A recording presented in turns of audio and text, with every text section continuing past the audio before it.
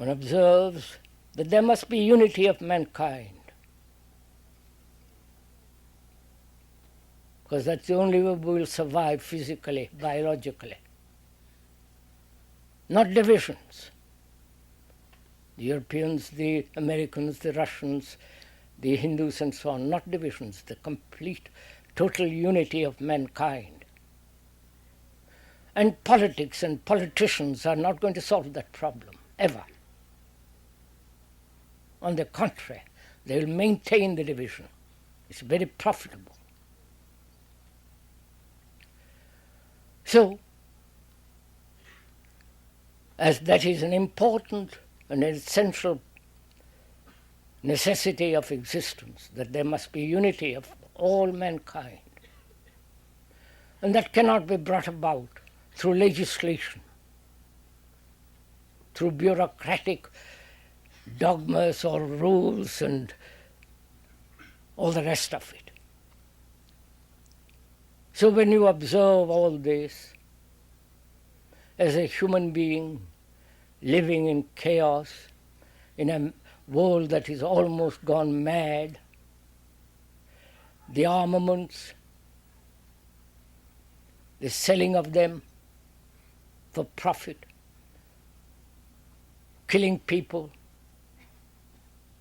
in the name of ideas and countries, for God and all the rest of it. Observing, seeing all this all over the world, what is a human being to do? And what for?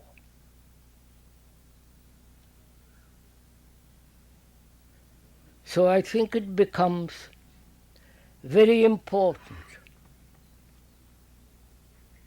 to find out, to discover for oneself, if one is at all serious, and one must be serious in life, otherwise one does not really live at all. It's only the very, very serious man, which doesn't mean he has no laughter, no smile, but that seriousness which demands a total commitment to the whole issue of life.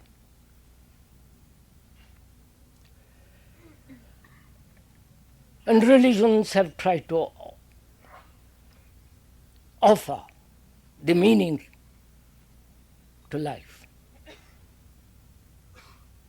that is organized, propagandistic, ritualistic religion. But in spite of 2,000 years or 10,000 years as in Asia,